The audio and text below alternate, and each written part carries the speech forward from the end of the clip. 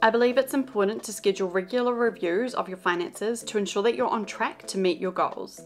I have regular check-ins with my finances each quarter, but I also do a big financial health check every 6 months as well. In today's video, I'll be talking about what I call my mid-year health check on my finances so that I can give you some ideas about what I do in regards to reviewing my finances every 6 months to hopefully inspire you to review your finances and make some adjustments if needed. So let's get into it. So the first thing that I do is review my budget. I look at how things are tracking along. I also review if any expenses have increased, and then I also look at if any of our income has increased too. I then open up our budget on Excel and make any adjustments that need to be made to our income or expenses to ensure that these are accurately reflecting exactly what is going on within our financial situation. So an example of something that I've had to amend in our budget when I've done my 6-month financial health check is our council rates, which have actually increased this year. I think it's really important to take some time to regularly review your budget to ensure that it accurately represents exactly what is going on within your financial situation. A budget can help you manage your money so much better and ensure that you are in control and you are telling your money where to go. If you don't have a budget yet, I have a really great video which is about 3 to 4 minutes long, which I'll link down in the description box, and it outlines my quick method to set up a budget. The next thing that I do is review all of our utilities, expenses, and providers. I first take a look at if these expenses have actually increased, and then I look at why they might have increased.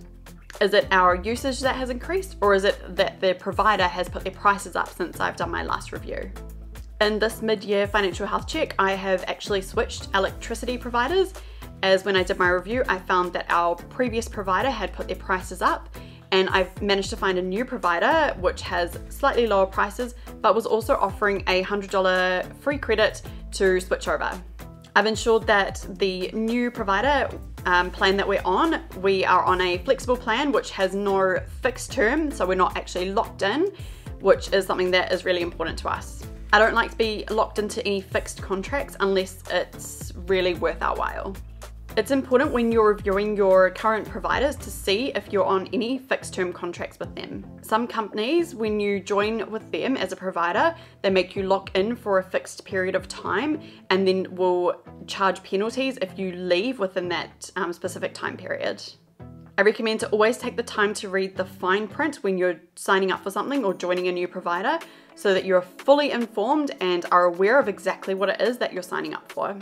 The next thing that I do is review the financial goals that I've set at the beginning of the year. I look at what actually were my goals that I set and if I'm on track to meet these goals. If you find you're on track with your financial goals, then that's great. Take some time to celebrate.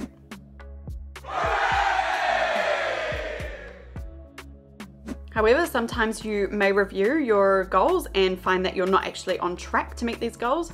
So that's when you need to take some time to refocus, maybe re-strategize and make a plan to ensure you're gonna meet your financial goals if these are something that are still important to you and something that you're still wanting to achieve. Take some time to analyze exactly where you are and then work out what it is exactly that you need to do so you can hit your goals to meet them in the next sort of 6 months by the end of the year. Make a plan and write some actionable steps that you can take so that you can hit these goals. For example, let's say that you want to add another $1,000 to your emergency fund by the end of the year. That means over the next 6 months, you need to aim to be saving around $39 a week to ensure that you hit this goal. By breaking your goal down into bite-sized bits, such as week-by-week savings, it can make your goal more realistic, and in turn, that can motivate you to keep you on track so that you can hit your goal.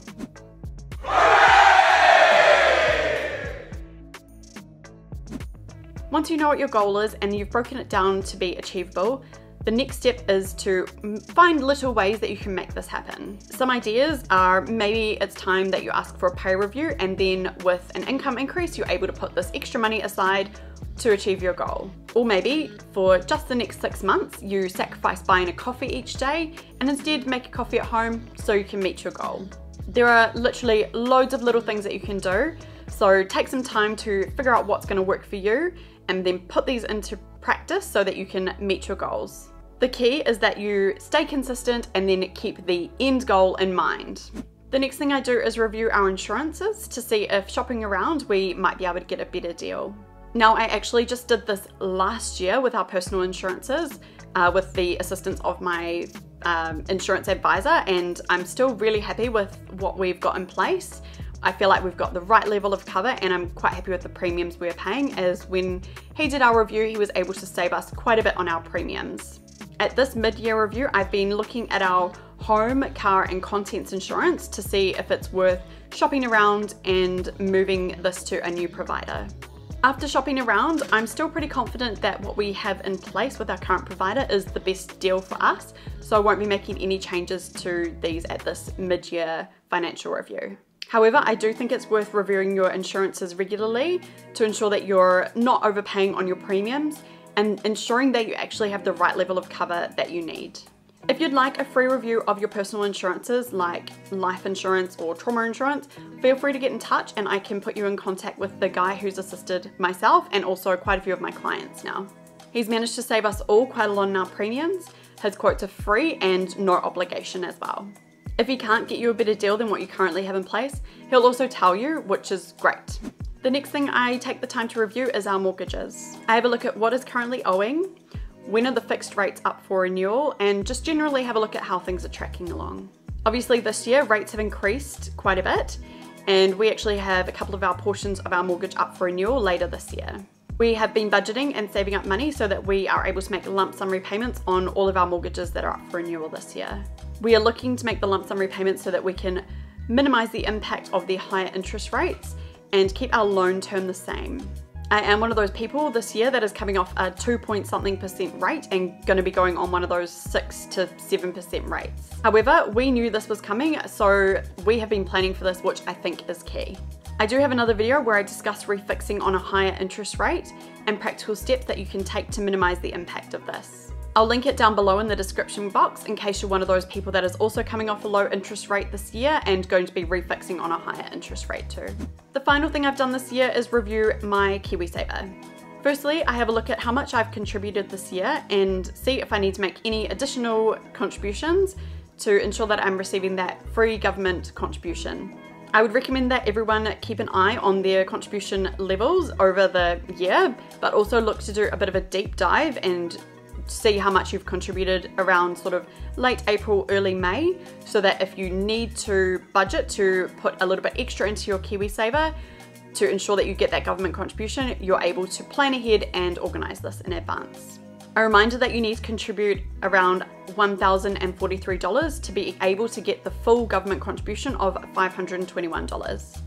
Being self-employed, this is something that I have to arrange myself, so I make sure that I regularly contribute to my KiwiSaver over the year, and I also track how much I'm contributing to ensure that I'm putting in the full amount that is required so that I get that free government money.